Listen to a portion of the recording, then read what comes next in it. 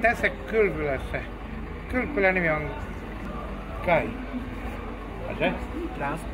Ja Arad Kai. Ja sitten on sellainen juttu, että täällä on mahdollisuuksia hoitaa seuraavat sairauksia. Ja sillä on vedessä on hoitomahdollisuuksia, hoitoterapeutti vasta. Artroosa tarkoittaa kaikki niitä artroosis, mikä ne on, reuma, artroosa, reuma, psoriasis. Sitten sairaukset, mikä olisi kaikki liittyvä, tulee seuraavaksi, reumaattisille sairauksille, kaikenlaiset. Ja nimenomaan reuma, mikä on nivelireuma nimeltä, nivelit. Ja kaikki muuten nivelet sairaukset hoidetaan täällä. Levyspondyloosa, levyspondyloosa, ihan tietty diagnoosi. Sklerosa, levyspondyloosa. Sitten erillisiä hierontamahdollisuuksia ja menetelmä. Erillisiä hierontamenetelmä on tarkoitettu saada uusi elämä, uusi voima ja uusi semmoinen liikkuva motoriikka, koko systeemi liikkuva motoriikka.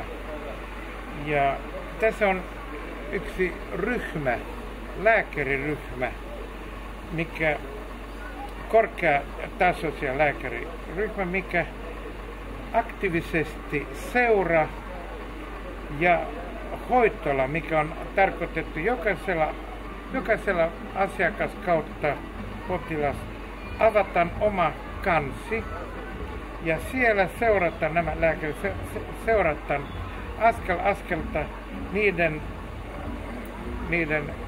evoluutio, niiden eteenpäin meno, mikä se kehittyy, niiden hoitoon, mikä otetaan täällä. No sitten,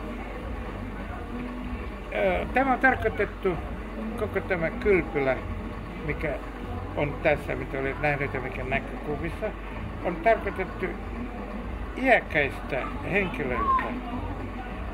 Ja hieronta niillä, ruokavalio, mikä on tässä, erikoisruokavalio, mikä täällä annetaan, liittyy tähän hoitoon.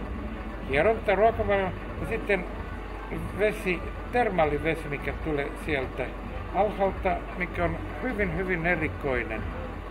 Täällä sisältää monta eri ainetta, on todistettu ja tutkittu ja koko aika, joka viikko seurataan koostumus, että on just täsmälleen sama, mikä oli kun aloitettiin tämä poraukset ja eka kerta. Sieltä tuli 30 litraa per sekunta. 30 litraa sekunnissa tulee vesi tähän kylpylä, tähän uima-alas, mikä ne on 700 metristä puhdas vesi. Sitten suosittelen vanhemmille henkilöille, joka etsi parantamista, mikä perinteinen hoito ei auttanut.